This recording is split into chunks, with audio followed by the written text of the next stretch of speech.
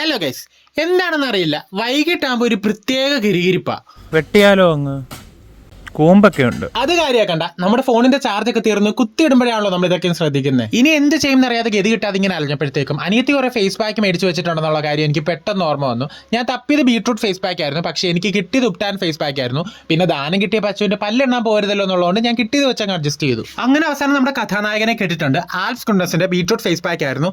ഞാൻ കുറേ നാളായിട്ട് വാങ്ങിക്കണമെന്ന് വിചാരിച്ച ഒരു സാധനമാണ്, പക്ഷേ എന്റെ അരിമ്പത്തരം കാരണം എനിക്ക് വാങ്ങിക്കാനായിട്ട് പറ്റിയിട്ടില്ല. ഒരാൾക്ക് തേക്കാൻ എടുത്ത സാധനമാണ് അത്രയും. അല്ലെങ്കിൽ എല്ലാവരും പറയാറുണ്ട് ഞാൻ കുറച്ച് അധികം പറ്റാറുണ്ട്.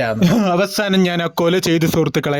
ആ കൊല ഞാൻ 250 രൂപയ്ക്ക് ചന്തയിൽ കൊണ്ട് വിറ്റു, ലാഭം. അപ്പൊ ഈ വട്ടത്തെ സംസ്ഥാന അവാർഡ് എനിക്ക് തന്നെ. പണ്ട് എന്റെ ഈ കഴിവുകളൊക്കെ ഞാൻ ഇറക്കിക്കൊണ്ടിരുന്നത് എന്റെ കോളേജിലെ ഫ്രണ്ട്സിന്റെ അടുത്തായിരുന്നു. എന്റെ ഇപ്പോഴും തീരെ നിങ്ങളാണ്. അങ്ങനെ അവസാനം നമ്മുടെ പാക്കൊക്കെ റെഡിയായി ഇട്ട് കഴിഞ്ഞപ്പോൾ പൊട്ടി ചോര വന്ന കണക്കായി. ഞാൻ പിന്നെ കുഞ്ഞമ്മയ്ക്കും അമ്മയ്ക്കും ഒക്കെ ഇട്ട് കൊടുത്തു. സാധനം വേസ്റ്റ് ആകരുതല്ലോ.